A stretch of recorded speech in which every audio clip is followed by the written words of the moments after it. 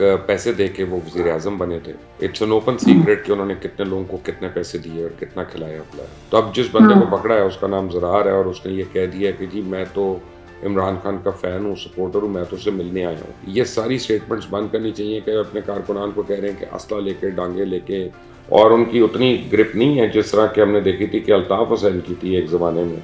अवाम को दिखाने के लिए नारेबाजी है और अवाम को कहा जा रहा है कि कुर्बानी दें, खुद एक आने की भी कुर्बानी देने को तैयार नहीं है। अस्सलामुअलैकुम नाजरीन, आप देख रहे हैं मुबश्शिर लुकमान यूट्यूब चैनल। नाजरीन, सहाफ़ी का काम होता है खबर देना या फिर सवाल पूछना, लेकिन हमारे मुल्क में अक्सर सहाफ़ी जब खबर देते हैं या सवाल पूछते हैं या किसी चीज़ पर आवाज़ उठाते हैं तो उनको सज़ा मिलती है उसकी। अक्सर उनको तशद्दुद का निशाना बनाया जाता है, अक्सर तो मार ही दिया जाता है और अक्सर उनको गालम गलोच का सामना करना पड़ता है। ऐसा ही वाक़या पेश आया, सहाफ़ी को बुरा भला कहा गया सरदार तनवीर इलियास साहब की जानिब से, लेकिन इसके बाद हम देख रहे हैं कि पीटीआई ने बड़ा इसके ऊपर एक्शन लिया और तहरीक इंसाफ ने शो कॉज नोटिस जारी करने का फैसला किया है सरदार तनवीर इलियास साहब को। लेकिन सर, हम ये देखते हैं कि ये रिवायत तो हमारे मुल्क में है और स्पेशली तहरीक इंसाफ का ये कल्चर है, अक्सर सहाफ़ियों को बुरा भला कहा जाता है, तो फिर सरदार तनवीर इलियास साहब को ही शो कॉज नोटिस क्यों जारी किया गया? असल में सरदार तनवीर इलियास जो है ना, उनसे बड़ी उम्मीदें थी इनको, और अच्छा। वो एक पैसे दे के वो वज़ीर आज़म बने थे। इट्स एन ओपन सीक्रेट कि उन्होंने कितने लोगों को कितने पैसे दिए और कितना खिलाया पिलाया। हाँ। लेकिन एक अनपढ़ आदमी है, अनपढ़ नहीं है तो फिर कम से कम वो तरबियत याफ्ता नहीं है, दोनों में से एक चीज़ तो है। और उनके मुतादिर ऐसी चीज़ें आ चुकी हैं। उनकी सुबह 11 बजे प्रेस कॉन्फ्रेंस आ चुकी है जब वो मुख्तलिफ ज़ावियों पे सोच रहे हैं और प्रेस कॉन्फ्रेंस किसी और चीज़ पे हो रही है। फिर उनका उनका जो करतूत है वो भी सबके सामने आ गए हैं, जो आज़ाद कश्मीर में हो रहा है और जो नहीं हो रहा वो भी सबके सामने आ गया है। और उसका सबसे ज़्यादा नुकसान पीटीआई को खुद हो रहा है। पीटीआई ने एक बड़े काबिल वज़ीर आज़म को रिप्लेस किया, अपने ही वज़ीर आज़म को। उनके खिलाफ लॉबी हुई जब अली अमीन गंडापुर ने शुरू किया वो सारा, और खैर बड़े इल्ज़ामात लगे उस वक्त अली अमीन साहब पे भी, इमरान खान साहब पे भी। और इमरान खान साहब ने उन वज़ीर आज़म साहब को बुलाकर कहा कि मैं आपके साथ खड़ा हूँ, और 2 दिन के बाद उनको शो कॉज नोटिस हो गया कि जी अब आपने अलग होना है और हमने तनवीर इलियास को बनाना है। अब जब से सरदार तनवीर इलियास आई हैं तो उन्होंने पीटीआई का तो बेड़ा गर्क कर दिया, आज़ाद कश्मीर का भी ठप्पा बिठा दिया, और काफ़ी मसाइल हैं वहाँ पे। और अब जितने भी सीरियस तबके के लोग हैं, पहले तो सिर्फ अपोजिशन कहती थी वहाँ के, लेकिन अब पीटीआई के अपने अंदर लोग कहना शुरू हो गए हैं कि ये आदमी लायबिलिटी है, बहुत बड़ी लायबिलिटी है। तो अब मेरा ख्याल है कि उम्मीद तो है कि इस वाक़े के बाद कोई ना कोई एक्शन होगा और सरदार तनवीर इलियास को हटाया जाएगा, क्योंकि यही आज़ाद कश्मीर के तमाम लोगों की भी डिमांड है। सर, आज जमान पार्क के बाहर पुलिस ने एक मुसल्लह शख्स को पकड़ा है, तो सर आपको क्या लगता है आने वाले दिनों में खान साहब को वाकई खतरा है, कोई नुकसान पहुंचाने की कोशिश कर सकता है? देखिए माविश, आपको कई ऐसे वाक़यात मिल चुके हैं, लीक फ़ोन कॉल्स भी आ चुकी हैं, वीडियोस भी आ चुकी हैं कि जनाब कहा जा रहा है कि तमाम कारकुनों को कि मुसल्लह होके वो फ़लाँ जगह पे पहुँच जाएँ। फिर कहा जा रहा है कि खान की हिफाजत के लिए आ जाएँ। तो अब जिस बंदे को पकड़ा है उसका नाम ज़रार है और उसने ये कह दिया कि जी मैं तो इमरान खान का फ़ैन हूँ, सपोर्टर हूँ, मैं तो उससे मिलने आया हूँ, और ये लाइसेंस्ड है वेपन। तो अब लाइसेंस वेपन के ऊपर तो कोई कैद नहीं है। अगर वो कंसील्ड हो, अगर उसने ओपन किया उसको, तो फिर तो वो एक जुर्म है। लेकिन यह है कि वो पीटीआई का सपोर्टर है। तो देखें, किसी भी जो बड़ा लीडर होता है उसको ख़तरा तो होता है, इसमें तो कोई दो राय नहीं है, क्योंकि वो खुद से उसके मुखालफिन ना भी जाएं। जो मुल्क दुश्मन लोग होते हैं वो चाहते हैं कि ऐसा कोई वाक़या हो तो उससे मुल्क के अंदर अफरा तफरी हो, केओस हो। तो पहले तो पीटीआई के अपने लीडर्स को ये सारी स्टेटमेंट्स बंद करनी चाहिए कि अपने कारकुनान को कह रहे हैं कि असला लेके, डांगे लेके, ये सब कुछ जो है ना पहुँचो। बल्कि अली अमीन गंडापुर ने तो, याद होगा आपने कहा था, फ़ोन कॉल जो उनकी लीक हुई थी, लाइसेंस असला है ना तो बस लेके आओ, और डंडे वाले लेके आओ, ये लेके आओ। और मोटरवे पे उन्होंने कोई पॉइंट बताया था, मेरा ख्याल है कि वो जो लास्ट टोल प्लाजा है वहाँ पे। तो आपके अपने लीडर्स जब लोगों को इन बातों की तरगीब दे रहे हैं तो फिर ऐसी हरकतें होनी है। अब देखें सर, खबरें ये भी आ रही हैं कि खान साहब के खिलाफ कुछ नैब केसेस खुलने वाले हैं, जिनमें पेशावर बीआरटी और हेलीकॉप्टर का इस्तेमाल और इसके अलावा कुछ दीगर केसेस भी हैं। सर, इस बात में किस हद तक सच्चाई है? इन पे तो ऑलरेडी इतने केसेस चल रहे हैं। देखें, बीआरटी पे तो खुलना चाहिए, और बाकी जो और करप्शन के केसेस हैं वो भी खुलने चाहिए। हेलीकॉप्टर केस शायद ना हो सके, क्योंकि अगर आपको याद हो कि कुछ अर्सा पहले असेंबली ख़त्म होने से कुछ अर्सा पहले एक लॉ बनाया गया था कि जी 2007 या 2009 से लेके अभी तक वो जो हेलीकॉप्टर है उसको इस्तिस्ना करार दे दिया था, और KPK की काबीना ने भी उसको अप्रूव कर दिया, उनकी असेंबली ने भी अप्रूव कर दिया। तो मेरा ख्याल है क्योंकि वो एंडोर्स्ड है और वो लॉ बन गया हुआ, तो शायद हेलीकॉप्टर केस में तो ना हो, अनलेस एंड अनटिल पंजाब हुकूमत का हेलीकॉप्टर केस या फेडरल गवर्नमेंट के हेलीकॉप्टर केस की बात हो रही हो, तो वो मुझे नहीं है। लेकिन BRT बहुत बड़ा मसला है, मालन जब्बा बहुत बड़ा मसला है, और ये केसेस खुलने हैं। भावेश, अभी तक देखें जो हम शहबाज शरीफ को और उनकी हुकूमत को बदनाम कर रहे हैं, वो हम ये कह रहे हैं कि जी आप लोगों ने तो 10 महीने में एक केस ही बनाया इमरान खान पे। अगर वाकई उसने करप्शन किया, वाकई उसने कोई गलत काम किया, तो केस करें और साबित करें। तो अब गवर्नमेंट के ऊपर ये प्रेशर तो है, तो गवर्नमेंट करेगी, कुछ ना कुछ तो करेगी। सर, लाहौर हाई कोर्ट का एक तहरीरी फैसला आया है जिसमें ये बात सामने आई है कि ना तो 43 हल्कों में इलेक्शंस होंगे और ना ही तहरीक इंसाफ वापस असेंबली में जा सकेगी। तो सर, तहरीक इंसाफ ने तो पूरी तैयारी कर ली थी असेंबली में वापस जाने की, तो अब क्या होगा? मैंने आपको कल क्या कहा था, क्या होगा याद करें, कल भी मैंने आपको यही कहा था। असल में फैसले आते हैं, शॉर्ट ऑर्डर्स आते हैं। जो शॉर्ट ऑर्डर्स पहले आते हैं, लॉन्ग ऑर्डर बाद में आता है, तो लोग शॉर्ट ऑर्डर के ऊपर मिठाइयाँ बांटना शुरू कर देते हैं। फिर लॉन्ग ऑर्डर आता है, फिर वो पढ़ना पड़ता है, फिर वो अंग्रेजी में होता है, फिर 4 वकील उसका तर्जुमा करके बताते हैं कि इसका ये मतलब है, तो फिर उनके ऊपर पूरी चीज़ यहाँ होती है कि जनाब हुआ क्या उनके साथ। तो मैंने आपको कल भी कहा था कि इसमें जीत जो है एक्चुअली वो PDM की या PMLN की है, ख़ास तौर पे इस फैसले के बाद। और आज आप देखें कि वही बात साबित हो गई है। लेकिन यह है कि अब स्पीकर भी उस पर खेलेंगे और खेलेंगे, तो अभी इनकी मुश्किलात कम नहीं हुई हैं, फिक्र ना करें। सर, कुछ अफवाहें ये भी गर्दिश कर रही हैं कि मरियम नवाज जो है वो पार्टी को बिल्कुल अकेला संभाल रही हैं, क्योंकि हर जगह वो अकेली जाती हैं, हमजा शहबाज साथ नहीं जा रहे, और उसकी वजह ये बताई जा रही है कि पार्टी में इख्तलाफात हैं। इस बात में किस हद तक सच्चाई है? काफ़ी सच्चाई है। पार्टी में तो बहुत इख्तलाफात हैं ही हैं, लेकिन खुद मरियम बीबी और हमजा साहब में भी इख्तलाफात हैं, और वो कभी एक दूसरे के साथ नहीं होते। जब वो साथ होते हैं तो वो भी एक खबर होती है कि जी आज हमजा शहबाज मिले मरियम नवाज को, तो वो भी एक खबर होती है। अब कल जो कैप्टन सफदर ने स्टेटमेंट्स दे दी हैं कि जी उन्होंने कह दिया कि मुझे नहीं लगता कि मरियम नवाज वज़ीर आज़म बनेगी, फिर उन्होंने कहा मुझे नहीं लगता 2025 से पहले इलेक्शन होंगे, फिर उन्होंने कहा कि मुझे नहीं लगता कि वोट को इज़्ज़त दो, ये बयानिया जो है चलेगा।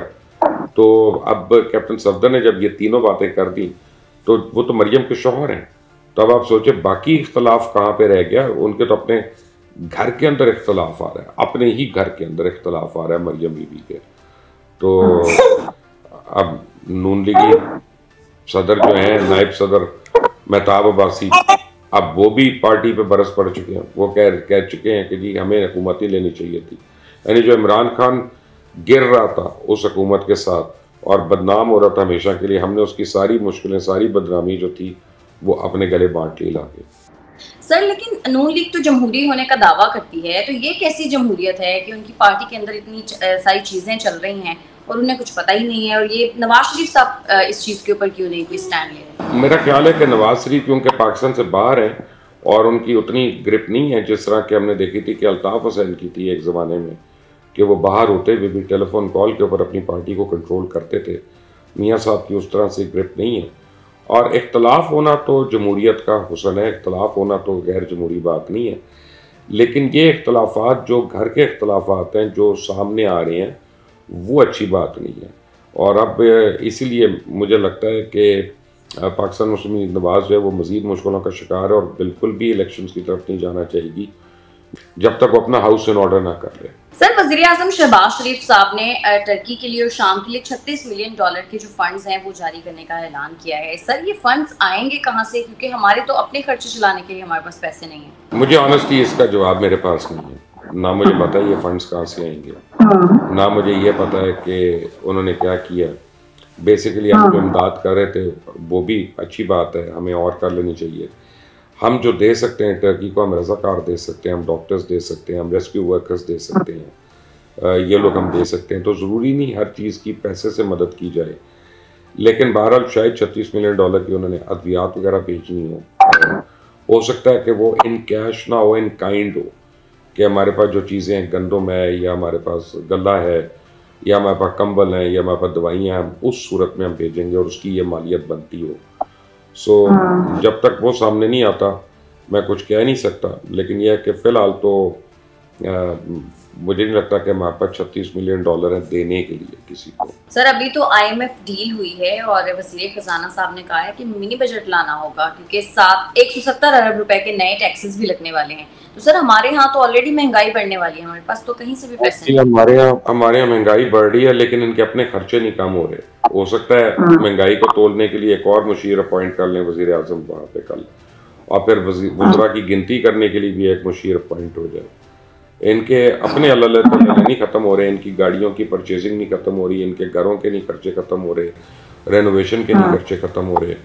अवाम को दिखाने के लिए नारेबाजी है और अवाम को कहा जा रहा है कि कुर्बानी दें, जबकि हुक्मरान हमारे और अशराफिया और अफसरशाही खुद एक आने की भी कुर्बानी देने को तैयार नहीं है। Sir Pakistan ministry of foreign affairs का जो है वो डेटा 7.5 TB जो डेटा है वो लीक हुआ है, मतलब वो सिक्योरिटी ब्रीच ज़ाहिर हुई होगी। अब उसमें पता नहीं क्या क्या चीज़ें हैं। सर ये डेटा लीक कैसे हो जाता है, मुझे तो ये समझ नहीं आता। देखें, एक तो अब दुनिया में हैकिंग बहुत एडवांस हो गई है। अगर एक साथ ट्विटर, फेसबुक, ये सारा इनका डेटा लीक हो सकता है या हैक हो सकता है, ये तो फिर हमारी क्या हैसियत है। और आप ये देखें कि एक दिन में मुझे याद है ट्विटर के अंदर तकरीबन कोई 2-3 हज़ार लोगों के अकाउंट्स हैक हो गए थे, जिसमें खुद ट्विटर के पिछले जो ओनर हैं उनका हुआ था, मार्क ज़करबर्ग का हुआ था, किसी अमेरिकन पॉलिटिशियंस का भी हुआ था, काफ़ियों के हैक हो गए थे और उनको 2-3 दिन के बाद उन्होंने उनको रिकवर किया था। फेसबुक पे भी लोगों के हैक हो जाते हैं। डेटा हैक होना तो ठीक है, जब आप एक ताला बनाते हैं, सेफ बनाते हैं, तो कोई ना कोई दुनिया में तो उसकी चाबी बना सकता है। लेकिन दूसरी बात यह है कि हमारे यहाँ क्योंकि एम्प्लॉइज़ की थॉरो चेकिंग नहीं होती है। अब तो एक USB में, अगर इससे आधे साइज़ की USB जो है उस पे आप अपना जो है पता नहीं कितना डेटा जो है वो लेके जा सकते हैं। दफ्तरों से जाते वक्त तो लोग कॉपीज़ भी कर लेते हैं, फाइलें भी लेके जा रहे होते हैं, उस तरह भी जा रहे होते हैं। सो ये इसकी वाइड किस्म की एक स्क्रूटनी करनी पड़ेगी। लेकिन पहले अभी तो मैं वेट कर रहा हूँ कि जो वज़ीर आज़म हाउस का डेटा लीक हुआ था, सर मैं यही पूछने वाली थी, उसकी तो स्क्रूटनी की रिपोर्ट अभी तक आई नहीं है। हालांकि GIT भी बन गई थी और वो कोई IB वाले इन्वेस्टिगेट भी कर रहे थे। मैंने आपको तब भी कहा था कि जिनके ऊपर इल्ज़ाम है, जिनको बरतरफ होना चाहिए, वो इन्वेस्टिगेशन कर रहे हैं, इस मामले का कुछ नहीं होना। तो आज ये भी, आज आप इसको खबर दे दी आपने, 3 दिन के बाद कोई और खबर आ जाएगी, ये भी खत्म हो जाएगी। अल्लाह खैर सल्ला। सर मिफ्ता इस्माइल साहब ने एक बयान दिया है, वो कहते हैं मुझे निकाल देते, मुझे मसला नहीं था, लेकिन किसी ऐसे बंदे को तो लाते जो काबिल होता। वो कह रहे हैं मुल्क का क्या हाल किया, बेड़ा गर्क करके रख दिया है मुल्क का। देखिए, मिफ्ता इस्माइल साहब की और डार साहब की कुछ ज़ाती रंजिश चल रही है और उसमें वो डार साहब के ऊपर बार बार ज़ाती निश्तर मार रहे हैं। समझ में आता होगा कि जी अगर मुझे कोई रिप्लेस करता है तो मैं उसके हक में नहीं हूँ। लेकिन जो उनकी बात है कि हमने सितंबर में जो IMF के पास रीशेड्यूलिंग के लिए जाना था वो हम चले जाते तो आज ये दिन ना देखना पड़ता। ये बात तो मिफ्ता की सही है। और जो डार साहब ने 2-3 बातें की थी, चाहे वो पब्लिक कंजम्पशन के लिए हो कि IMF को मुझे बात करनी आती है उनसे, या हम इनको सबक सिखाएंगे या ये करेंगे, इस तरह की को बातें की थी, तो ऑब्वियसली वो हॉन्ट तो करती हैं ना आपको। आपका बड़ा बोल आपको कहीं ना कहीं तो आके हॉन्ट करता है। तो ये बात तो मिफ्ता इस्माइल की सही है कि जनाब अगर हम ऑन गोइंग रखते IMF के प्रोग्राम को सितंबर में, अक्टूबर में, तो आज ये दिन ना देखना पड़ता कि आज हमें बिल्कुल गिर कर उनकी हर बात माननी पड़ रही है। That is true. सर आपको याद होगा वो स्कूल वाला वाकया जो लाहौर के डिफेंस के स्कूल में पेश आया था, उसका अभी कुछ हुआ नहीं और उसके बाद ये खबरें आई कि कल लाहौर के 2 और स्कूल्स में पुलिस गई है, मतलब वहाँ पे भी लड़ाई झगड़े वाले इस तरह के सीन्स हुए हैं। सर हमारे इतने महंगे जो स्कूल्स हैं, इनमें ये किस किस्म के काम हो रहे हैं, किस किस्म की तरबियत हो रही है? माविश एक अलग से सब्जेक्ट है, इस पे हम अलग से प्रोग्राम भी कर सकते हैं। मैं चाहती हूँ कि आप इसके ऊपर बात करें, कि आपने मुझे तब कहा था कि हम उस वाले टॉपिक पे भी बात करेंगे। लेकिन फैक्ट ऑफ द मैटर कि पुलिस इसलिए गई कि स्टूडेंट्स में फायरिंग हुई है।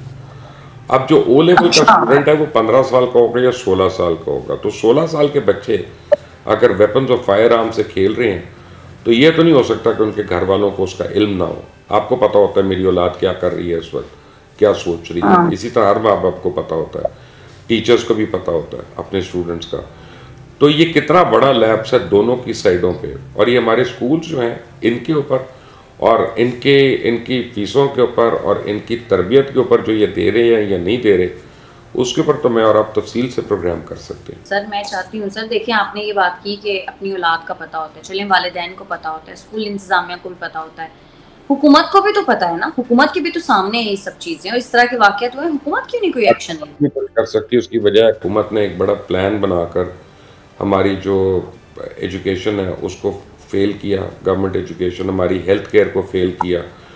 तो प्राइवेट एजुकेशन और प्राइवेट हेल्थ केयर जो है ये बजाते खुद एक माफिया बन गए, और बहुत बड़ी माफिया बन गया। अब हुकूमत उनको कतरी देती है, कहते स्कूल बंद कर देते हैं, हुकूमत के ऊपर लोगों का प्रेशर आ जाता है कि हम अपने बच्चे कहाँ डालें, हम उनको किस स्कूल में डालें, वहाँ पे एडमिशन मिलते नहीं है उनको, इतने कम है, बच्चे ज़्यादा हैं, और हुकूमत के स्कूल जो है उनमें या छात्र नहीं है, या टीचर नहीं है, या करिकुलम नहीं है, या किताब नहीं है, उनका हाल आपको पता है। तो हुकूमत ब्लैकमेल होती रहेगी इनसे। फिलहाल आपका बहुत शुक्रिया। नाज़रीन, आज के प्रोग्राम से इतना ही। अगर आपको हमारी वीडियो पसंद आती है तो चैनल को कर दें लाइक, सब्सक्राइब और शेयर, और अपनी कीमती राय से हमें ज़रूर आगाह कीजिएगा। हमें इजाज़त दें। अल्लाह ने